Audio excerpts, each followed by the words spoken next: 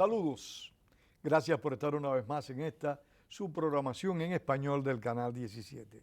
Les saluda Pedro Corzo, quien les da la bienvenida a esta nueva programación en compañía de Carlos Urbizo, un viejo amigo de esta casa que estuvo ausente todo el tiempo que estuvimos también nosotros y que ha venido desde Honduras para hablarnos de la situación de su país, particularmente compleja, si vemos cuáles han sido los resultados de los recientes comicios que tuvieron lugar en ese país centroamericano, quién fue la señora que salió electa presidenta por la voluntad popular, hay que decirlo así, porque fue el pueblo el que votó a favor de ella.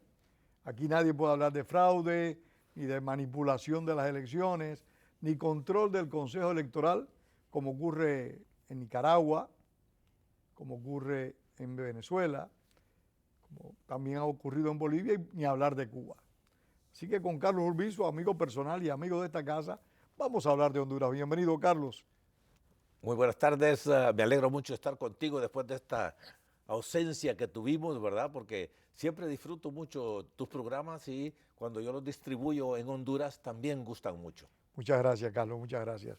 A nosotros nos encanta que estés por acá porque siempre traes tu energía, tu inteligencia y tu sagacidad para analizar las situaciones.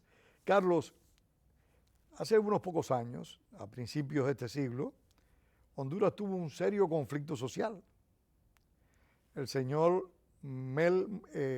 Zelaya pretendió reformar la Constitución, que era imposible, era algo ilegal, porque era un documento pétreo. Recuerdo que lo conversamos aquí con numerosas veces lo conversamos. Venías específicamente de Honduras, lo señalo a nuestros televidentes, para contarnos la situación de tu país. Venías a eso y te lo agradecemos profundamente. Pero ahora estamos viendo que la señora Xiomara Zelaya, la esposa y compañera del señor Mel Zelaya, ha sido elegida presidenta de tu país. ¿Es que ha cambiado la propuesta de ese matrimonio? ¿Es que ha cambiado la mentalidad del pueblo hondureño? Que estamos viendo que la esposa y compañera políticamente hablando de quien fuera derrocado institucionalmente, no fue derrocado por un golpe militar, de quien fuera derrocado institucionalmente, ha vuelto a la presidencia. Este hombre ha demostrado ser un incondicional de Nicolás Maduro, del castrismo en la isla, en fin, de todos los proyectos vinculados al socialismo del siglo XXI. ¿Qué pasó? Cómo no, mira, tú has dicho muchas cosas que necesitamos un poco de tiempo para desarrollarlas y no lo hay. Pero bueno, adelante. Yo quisiera decirte, primero que nada, ¿verdad? Que tú dices que fue electa por la voluntad del pueblo y que es cierto, ¿verdad? Pero también yo quiero que sepamos y estemos clarísimos que ir a votación no significa que tenemos democracia. Porque yo sostengo y lo puedo comprobar que no hay democracia en Honduras. Pero sí fuimos a votación y ella obtuvo la super mayoría de los votos. Y tú dices que no hay fraude y todo eso, pero aunque lo hubiera, la diferencia de votos es tan grande que ella siempre ganaría. No importa si le quitan 5,000, 50,000, 100,000 votos, siempre gana. La gente votó masivamente a favor de ella. A favor de ella y en contra también. Había una mezcla de voto en contra del régimen actual, que es del Partido Nacional, al cual yo he pertenecido, ¿verdad? Que estuvo 12 años en el poder y estuvo constantemente criticado, condenado y todo lo que más quieras tú por la corrupción, el narcotráfico y la manipulación en la corte, ¿verdad?, de uno de ellos para prolongar su periodo, que lo logró.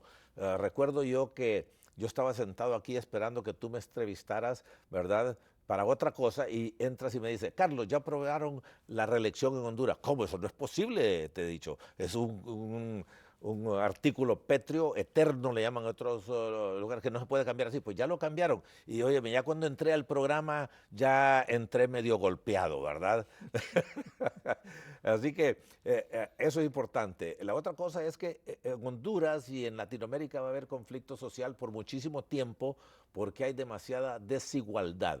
Y no solo política, sino que económica y social. Está Las reflejando tres. la situación de Honduras particularmente. Particularmente, pero si tú analizas los demás Sí, países, estamos de acuerdo. te vas a encontrar, mira, Chile que era una vitrina y en qué está, ¿verdad? Así que mientras esos problemas no se resuelvan, el descontento va a continuar y en el momento que el pueblo pueda de alguna forma manifestar su descontento lo va a hacer y es lo que sucedió. La señora plantea algunas cosas que yo apoyaría, como revertir las sedes, que son un estado dentro de otro estado, las sedes en zonas de desarrollo y empleo, ¿verdad? Por ejemplo, ya constituir una CICI, que es una comisión contra la impunidad y la corrupción en Honduras, como la tuvo Guatemala y la sacaron. Nosotros tuvimos algo parecido con OEA, que le llamaban Maxi, y la sacaron. Eso estamos de acuerdo. Reformas en el Código Penal para quitar la impunidad indirecta que está contenida ahí. Pero estamos totalmente en contra de una, o yo, y lo voy a promover, desde el día después de las elecciones, en contra de una constituyente y en contra de lo que llaman la democracia directa o consulta popular. Ya ella está planteando una nueva constituyente. Absolutamente, fue una de las plataformas, ¿verdad? Que era lo mismo que quería hacer Que quería su Zelaya. marido, ¿verdad? Pero últimamente alguna gente cerca de ella, incluyendo Nasrallah, que tuvo una coalición con ella, una alianza, ha dicho que eso no va. Y algunas otras personas dicen eso no va porque requiere de un proceso complicado, pero no se puede descartar.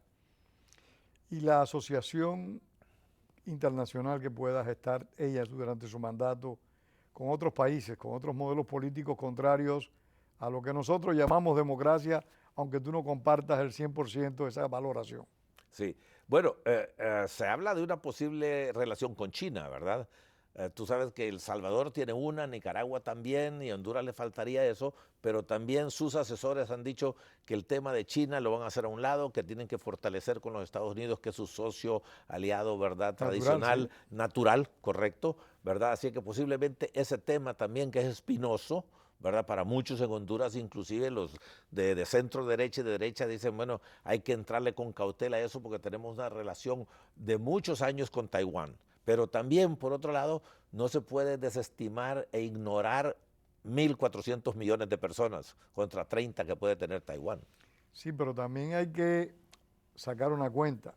No digo que sea el caso de Honduras, pero hay muchos países de América Latina que han establecido, han privilegiado sus relaciones con la China comunista y han obviado las relaciones con Taiwán, no por los 1.400 millones de personas, sino por la forma en que China está pagando, está regalando, está prestando, está dando asistencia a estos países. Pero O pareciera... sea, no es una cuestión ética, es una cuestión económica. Sí, y política también, pero hay una cuestión también interesante, que a medida que más países se acercan a China, menos generosa es China, ¿verdad? Y algunas personas que han tenido contacto con China, ¿verdad? Me han manifestado, ¿verdad? De que China dice, bueno, ya no nos interesa tanto Honduras, ya tenemos El Salvador, tenemos Nicaragua, pero no, hay interés, pero no en un momento que Honduras era el único que podía ser, que aceptaba a China, ¿verdad? Yo de política sé poco, pero sí, pero hay aliados que matan. Y ser aliado de un régimen comunista, que es lo que es el régimen chino, tener vínculos estrechos con un gobierno comunista, es un peligro para cualquier país que se aproxima a la democracia o cualquier país que quiera fortalecer sus instituciones. Es posible, pero también China está en una transformación muy grande y de repente van a tener que cambiar su modelo político también porque la presión económica los va a llevar allá. Pero te voy a decir, el asunto es que también hay tantos países que sí reconocen a China, comenzando con Estados Unidos, entonces pareciera que hay un doble es que lo hay, ahí. siempre ha existido un doble estándar. Sí, okay. Siempre Bueno, lo ha existido. Lo que pasa es que el peje grande se come al peje chiquito. Sí. Y en este caso Estados Unidos, que podrá faltar a sus valores morales cuando establece relaciones estrechas con China comunista, porque hay que establecer la China democrática de Taiwán con la China comunista una fuerte diferencia. Cuando Estados Unidos tiene relaciones con la China comunista, no corre peligro de que China se lo trague. Sí. Pero Honduras, El Salvador, cualquier país nuestro, es fácilmente tragado por China. Bueno, pero los Estados Unidos está ahí a la sombra, ¿verdad? Siempre vamos a depender de que Estados Unidos, nosotros cometamos errores y que Estados Unidos pague las cuotas. Bueno, es que Estados Unidos no los cobra rápidamente, es muy lento. Ahí tienes el caso de El Salvador y de Venezuela, que ha cambiado a través del tiempo. Pero acuérdate, en toda Latinoamérica no hay ninguna influencia más grande que la influencia de los Estados Unidos hoy por hoy. Carlos, No hay ningún país europeo que tenga influencia en Latinoamérica desde la doctrina Monroe de Carlos, 1824. estoy de acuerdo contigo. Pero yo vengo de un país donde Estados Unidos se convirtió en el enemigo de ese país, no solo para el gobierno, para una buena parte de la población. Una buena parte de la población cubana despotricaba sin cesar contra Estados Unidos. Bueno, mira. Y una buena parte de esa parte antigua hoy anhela que Estados Unidos resuelva el problema que ellos ayudaron a crear. Bueno, ahí tienes, que Estados Unidos lo resuelva, porque a Estados Unidos se autonombró el protector, director o lo que tú quieras. Y nosotros tenemos la poca integridad de dejar, porque Sí. el que paga manda. Sí, así es. Tenemos la poca integridad entonces de dejar que el protector nos salve para que después le imponga sus condiciones. No nos quejemos después. No, pero a veces no salva. Mira, hay 4 temas que yo creo que le interesan a los Estados Unidos. Y los demás dicen, son de ustedes, a ver cómo lo resuelven. Narcotráfico, migración, lavado de dinero y terrorismo. Esos 4 le afectan directamente. Entonces, en el momento que ellos crean que algo sucede en algún lugar, relacionado con eso actúa. Si no, ¿verdad? Yo he hablado con ellos, ¿verdad? Con altos funcionarios del gobierno y les digo, mire, ¿por qué ustedes en 24 horas consiguen una ley que les interesa en estos 4 renglones? Y nunca jamás han intervenido para decir, miren, ustedes tienen un sistema de político antidemocrático y aún inconstitucional, de acuerdo con su propia constitución. Nunca han intervenido ahí. Y en un tiempo yo tuve la esperanza de que Estados Unidos podía influir poco a poco en eso, pero después de que 60 países del primer mundo apoyan a Guaidó y están en contra de Maduro y no se ha podido resolver el problema de Venezuela, he perdido la esperanza. Pero lo tienen que resolver los venezolanos. Bueno, ¿quién sabe? Los primeros que tienen que tomar la decisión para derribar a Nicolás Maduro a como dé lugar son los venezolanos, y para derrocar a Díaz Canel, iba a decir a Castro, ¿cuándo? Tienen que ser los cubanos. Pero va a ser muchísimo. Cuando sea, somos los que tenemos que tomar, Carlos. Pero mientras tanto hay mucho sufrimiento. Bueno, está bien. No, yo no lo veo pero bien. ¿quiénes han sido los que han buscado ese sufrimiento? Mira. ¿Quiénes fueron los que votaron? Y por esto es grato tenerte en el programa, sí, porque tú generas controversia y temas diversos. ¿Quiénes pusieron en el gobierno a Hugo Chávez? ¿Quiénes llevaron al poder a Fidel Castro? ¿Quiénes pusieron en el gobierno a Evo Morales? ¿Quiénes llevaron al gobierno a Daniel Ortega? ¿Los pueblos? Pero ¿por qué? Hay que preguntarse. Si tú dices, ¿por qué? Dame la respuesta. ¿Por qué? Porque porque la derecha ha sido irresponsable. Muy bueno, estoy de acuerdo contigo. La derecha ha sido muy, ¿cómo decirte?, insensible a lo que ocurre. Porque la derecha, poniéndolo en contraposición a los socialistas, comunistas e izquierdistas, ¿verdad? Que cogen el gobierno, ellos son responsables, se quedan ahí y todo lo demás. Y tienen una identidad muy clara. Entonces, nosotros como centro derecha y derecha, ¿verdad? El centro derecha no es tan fuerte como la derecha extrema que mantiene el status quo, ¿ok? Porque les conviene. Y siempre hay un grupo dentro de esa extrema derecha que tiende a ser muy poderosa económicamente, que está dispuesta a coludirse con el gobierno. Entonces se perpetúa, ¿verdad? Entonces, el pueblo se ha vuelto a través del tiempo impotente de cambiar la situación, a saber cuándo explotar. Y te voy a dar un ejemplo rápidamente. Yo te regalo un tigrito a ti y tú te dedicas a sacarle un diente al tigre todos los meses. Después de un año que te visito, el tigre no muerde. ¿Cómo va a morder si no tiene dientes? ¿Cómo vamos a morder nosotros como pueblo si nos han quitado la capacidad de responder? ¿Cómo? ¿Y por qué permitimos eso, Carlos? Porque somos ciudadanos con plenos derechos en nuestros países, o al menos eso consideramos. Bueno, porque los líderes que surgen son líderes de la izquierda. Y cuando porque no hay líderes de centro derecha que hablen algo parecido a la izquierda. ¿Cómo se llama el presidente que acaba de salir de Honduras? Que va a salir. Que salió. Que salió Pepe Lobo. El que va a no. salir el 21 se llama Juan Orlando Hernández. Y en el que deja Juan Orlando Sí, Hernández. sí. Yo recuerdo toda la campaña que se hizo a favor de este señor En el primer periodo. en el primer periodo, de que era una persona íntegra, que era un anticomunista convencido. Aquí lo conversamos. Y el tipo está acusado de estar vinculado al narcotráfico. Sí. El tipo tiene un montón de acusaciones y según ha demostrado las informaciones, es un corrupto. Sí. ¿De quién es la culpa de que estos hombres llegan al poder? Nuestra, Carlos. Bueno, ahí tendríamos que tener otro programa para analizar. Lo hacemos por cuando qué- tú gustes venir de por Colombia qué de vamos a hacer. nuevo. Pero es que el pueblo es impotente, es tímido y está intimidado también.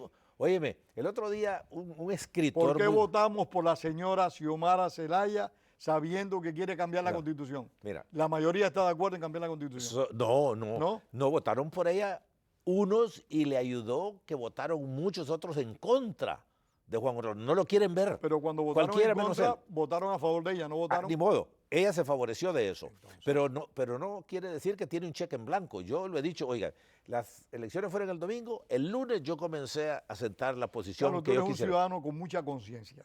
Eso lo tengo que decir, reconocértelo. Bueno, Aquí mismo tu libro, y quiero mencionarlo Sí. brevemente, el libro de Carlos, Transformación Cultural.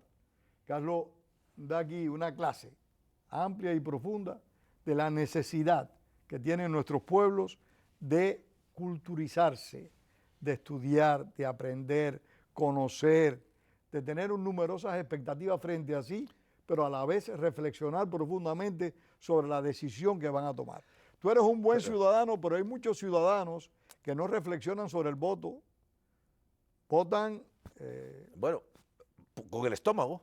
Digo, por dos razones. Una, por la tradición que hay de decir, o es cerebral o es estomacal la reacción. Pero otra, o como directamente decía, y específicamente y literalmente el estómago de hambre. O como decía un amigo mío, Eduardo García Moure, que en paz descanse, él me decía, mira Pedro, la política tiene mucho de sexual.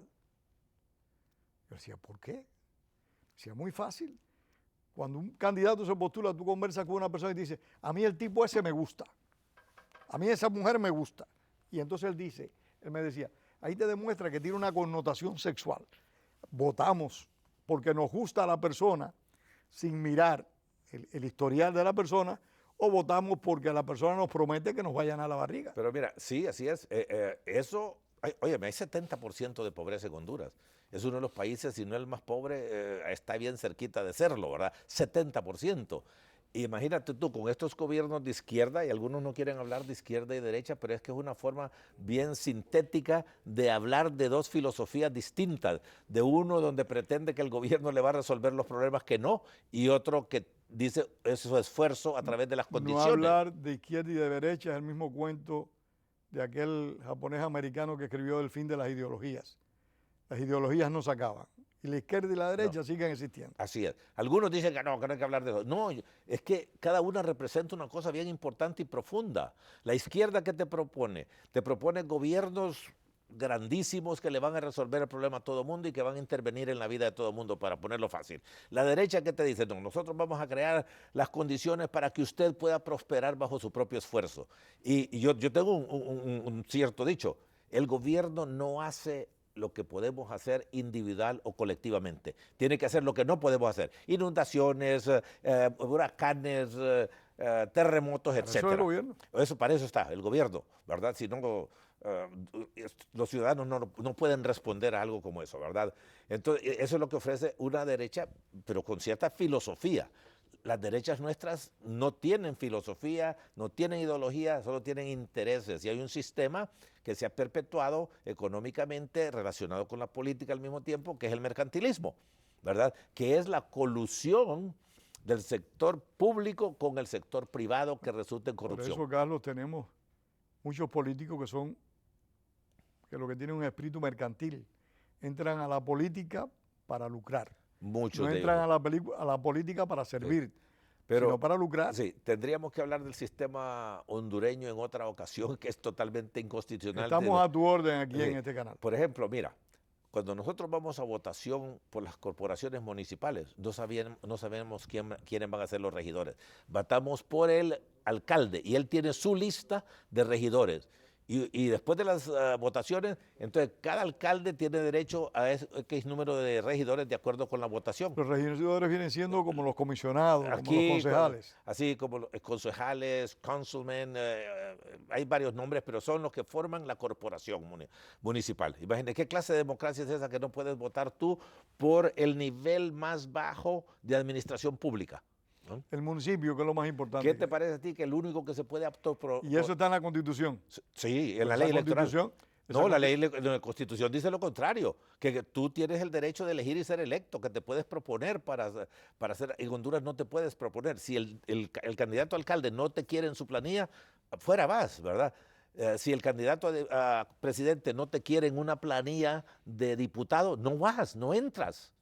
Entonces, pero eso es para otro día, ¿verdad? Para que comprendieran un poquito el sistema, porque una vez que comprendan que democracia no es ir a votación, que bueno, democracia no es tener una campaña política, sino que todo es el proceso de cómo llegas ahí. Tiene que haber un proceso íntegro, Así limpio. es, eso no existe. Yo les digo, en Cuba van a votación.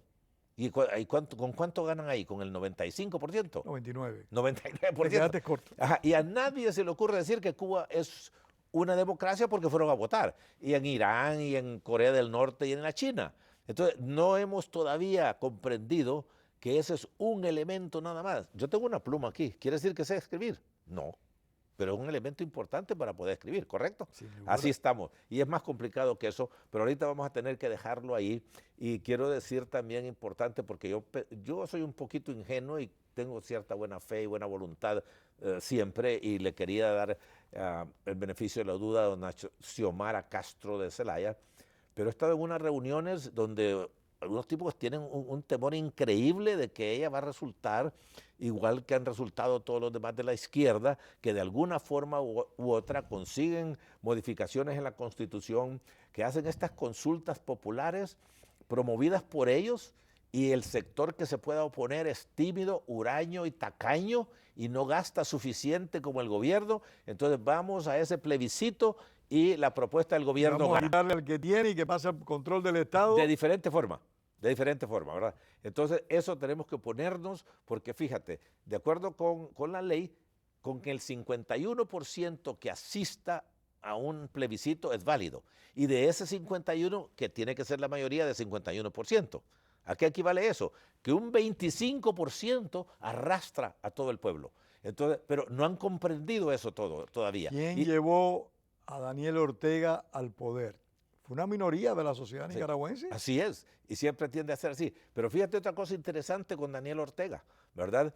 Que dice, mire, Honduras va en la misma dirección que Nicaragua, que Venezuela, que Bolivia, que aquí, que allá. Le digo, ¿y por qué hace 4 o 5 años aquí la gran promoción era que había que ir a invertir a Nicaragua, que era un lugar seguro para invertir en Nicaragua? Y se fueron algunas compañías hondureñas de varios tipos a Nicaragua. Algunas se quedaron, un par de ellas quebraron. Porque fue la época de la luna de miel del empresariado nicaragüense con el gobierno de Ortega. Lo que sucede es que Ortega le ha dicho a gente que yo conozco, palabras de él, miren, ustedes pueden trabajar libremente todo lo que quieran en sus negocios, nada más que no se metan conmigo, no se metan en la política. Si ustedes no se meten en política, ustedes pueden trabajar aquí tranquilamente. Entonces se fueron un montón de compañías. Entonces le digo, entonces, ¿cuál es la vía que le toca a Honduras? Si vamos a hablar que es parecido a Nicaragua, quiere decir que va a haber un gobierno de corte medio socialista, comunista, neocomunista o todos los otros nombres que hay, pero que vamos a poder seguir trabajando como empresa privada. Pero es como dormir con un oso, ¿verdad? No, lo que te decía de China hace un rato. Son aliados que no quiero tener. Ok. Entonces, nosotros, yo creo, en Honduras, tenemos que actuar temprano para que no crezca algún tipo de iniciativa que nos pueda llevar a un modelo que no queremos. Están las experiencias de Venezuela, porque, la de la propia Nicaragua, la de Bolivia, que les pueden servir. Sí, y hay que saber distinguir. Dice Peter Drucker, que yo creo que fue el filósofo de negocios más grande que ha tenido aquí en Estados Unidos, a pesar de que era austriaco, pero se hizo norteamericano. Es importante ver en qué se parecen dos cosas, pero es más importante saber en qué son diferentes, ¿verdad? Entonces, tenemos que saber eso para no dejarnos llevar tampoco en una estrategia equivocada, ¿verdad? Entonces, tenemos que escoger qué es lo que nos vamos a oponer, al grado que yo he dicho, bueno, formemos un grupo que se va a llamar Grupo Cívico de Apoyo y Oposición, para que se sepa exactamente que vamos a apoyar lo que conviene, como las sedes, ¿verdad? Oye, eso es un escándalo. La sede es un estado dentro de otro estado. ¿Has oído tú hablar de las sedes? ¿No? Bueno, imagínate.